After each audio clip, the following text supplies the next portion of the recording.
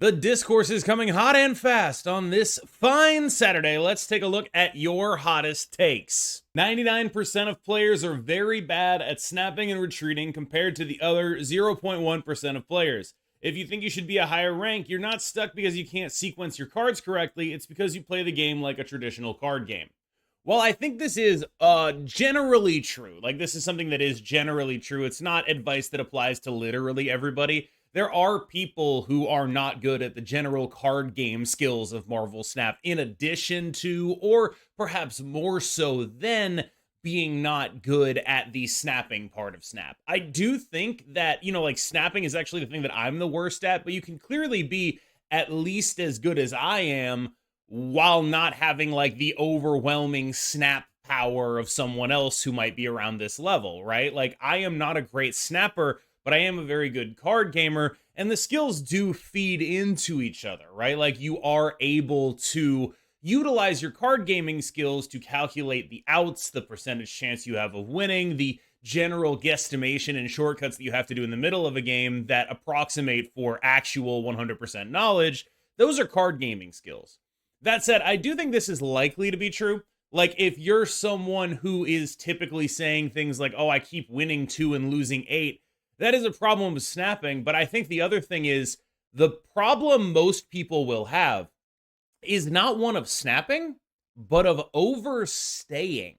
I think people tend to stay in games more than they should. I also think that there are chances, like, you could also be over retreating. I think basically it's less about snapping on your end and more about understanding why your opponent is doing what they're doing.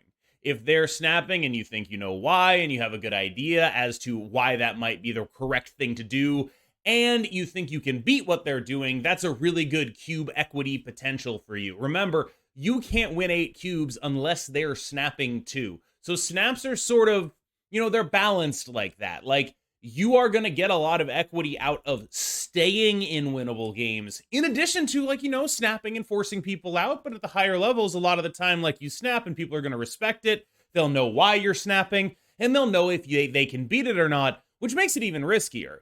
I personally think that while this is likely true, the card game skills are sort of arrayed against the type of play you actually need. And what I mean by that is, in another card game, you are in a situation where you're behind and someone is playing a bunch of cards. And you're like, oh my God, I don't know how to deal with this. I have like a 10% chance at winning, but I'm going to play to my 10% out. And that kind of skill set is rewarded in other card games, right? In Marvel Snap, playing to that 10% out is usually worse than just leaving the game. And I think that's the thing that people get caught up in coming from other card games and bringing to Marvel Snap, is they're very used to playing to their outs, but they need to add an additional layer of calculation in Marvel Snap about whether or not it's plus EV to try to play to their out or to just leave the game. And I think that is the thing most people are missing. People say they want Second Dinner to monetize cosmetics, but every time they try, the same people act like cosmetics have no value.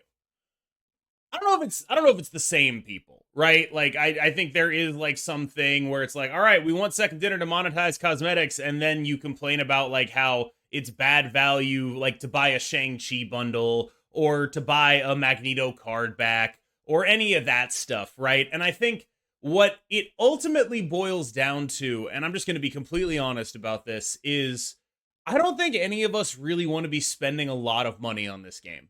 I think when people say monetize cosmetics, they mean monetize people that aren't me. Monetize somebody else. I don't want to get monetized. Someone else should be being monetized. And unfortunately, it feels like it doesn't really work like that. But on the other hand, I will say, I think when people say monetize cosmetics, they mean, monetize cosmetics heavily, but give us better card acquisition, right? They don't just mean monetize cosmetics and keep the card acquisition the same. They mean monetize cosmetics in exchange for more things that benefit the type of player I am, right? Like the type of player who just wants the cards and doesn't actually need the cosmetics. When people say monetize cosmetics, what they mean is the gameplay should be free and the add-ons should be monetizable, right? And so when they monetize cosmetics very heavily, and then they also monetize the gameplay very heavily, those people are not getting what they're asking for. So it's not really like a contradiction in terms for these people to be like, monetize cosmetics, no, not like that. Like, it sounds hypocritical, but what they're asking for is gameplay to be reduced in price and, you know, skins to be raised in price. And gameplay has not been reduced in price in a very significant amount of time.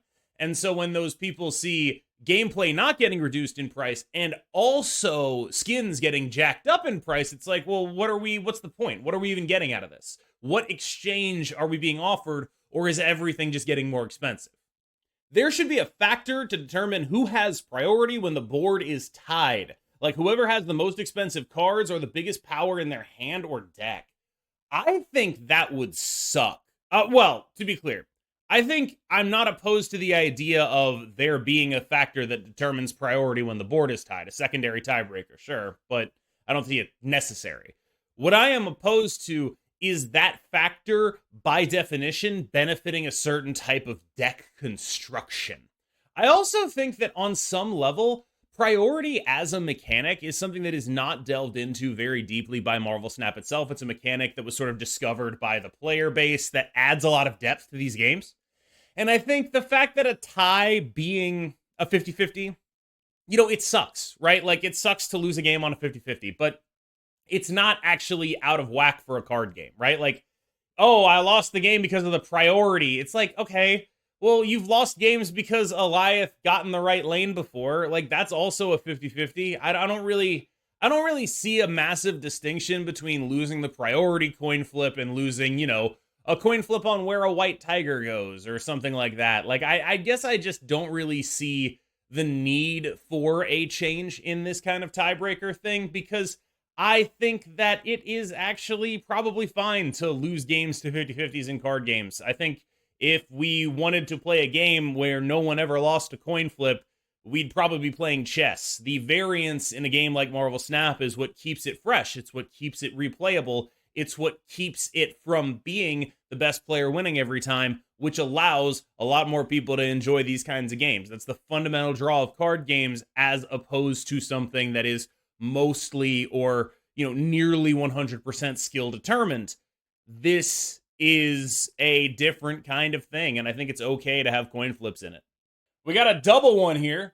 Soulstone needs to be reverted, and Soulstone should draw a card. I gotta tell you, I'm not sure where this one is coming from. I think Thanos is in a very good spot already. One of the best decks in the game, maybe the best deck in the game. Lockjaw just got nerfed. I do not think they need to revert Soulstone. I actually think that, like, Thanos is probably a big thing to keep an eye on in the future, because not only did we just get Hope Summers for the deck, Mockingbird is coming out soon, and so it's suddenly in a situation where it's like, okay, this deck's just kind of gonna keep getting good stuff, and I think that that is actually the thing to keep an eye on with a card like Thanos.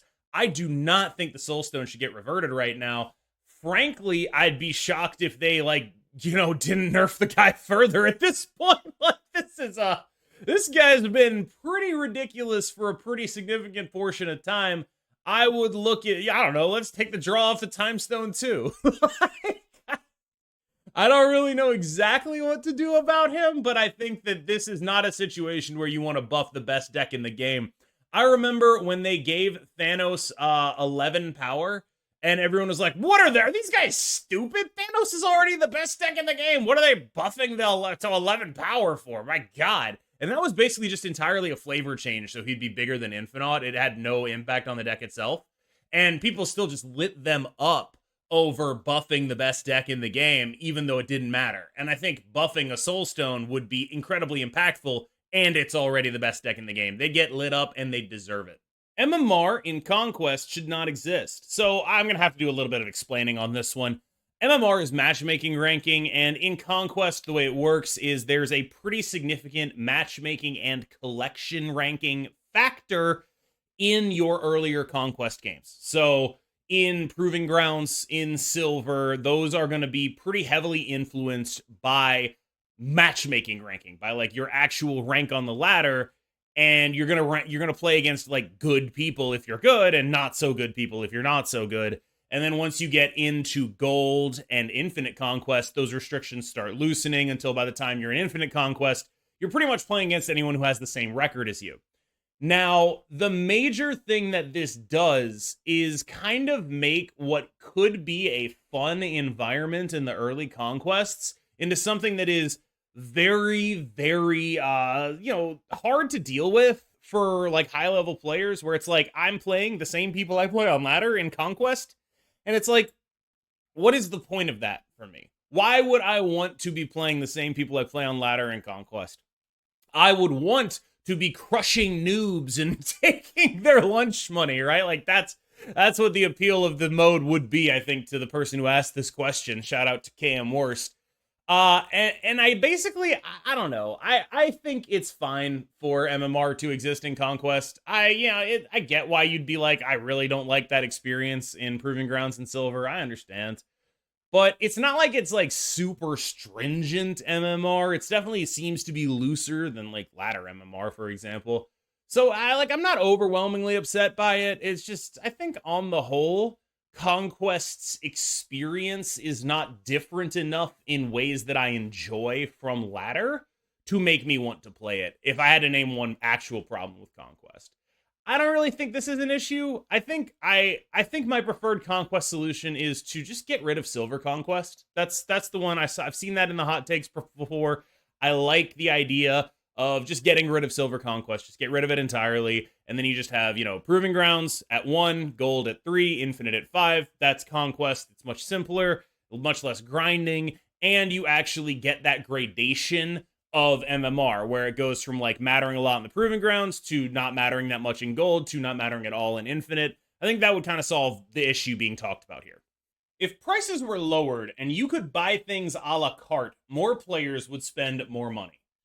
Okay, so this one, I gotta say, I don't like this take. I think one thing that I see a lot in like gamer spaces, TM, is people saying something along the lines of, if the game was better for people in my situation, more people would spend money and the game would make more money because of that.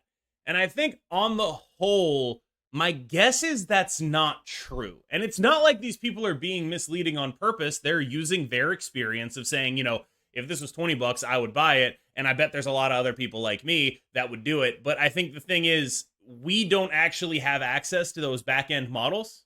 We don't actually know what their models say about what people's purchasing habits are. We don't actually know any of that. But the thing is, they do. The people setting this system up do actually know that. They are very good at parting people from their money for extreme amounts of profit. That is the thing they are good at. They are specialists in this area.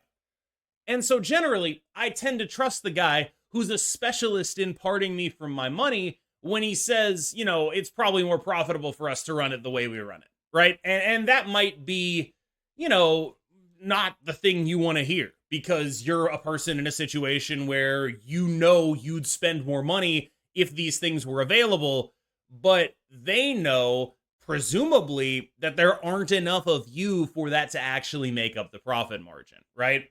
The way I think about it is like, yeah, I'm sure they could sell things for less, and I'm sure that more people would buy them at the lower price point, but we don't know where their equilibrium price is. And they have all the info on where their equilibrium price is. And frankly, a company is not in the business of losing money. They have a bunch of really smart people on the back end doing a bunch of really clever things to make as much money as possible. And I find it hard to believe that just because you personally would spend more money in a situation like that would be backed up by their internal data. I just find it strains credulity a bit that the best possible solution is the one that always seems to be the best for the person proposing it. It strains credulity just a bit. And I don't mean this as like a dunk on this person, because this is like a really common sentiment, and I just see it a lot. And I just sort of think that, like, generally speaking, I figure the people who are monetizing their game extremely effectively right now are probably pretty good at their jobs and probably know the best way to do that. And I think if it was such a clearly defined thing that, oh, You should just let players buy cards a la carte. That's what players actually want. I think we'd have seen a successful game doing that.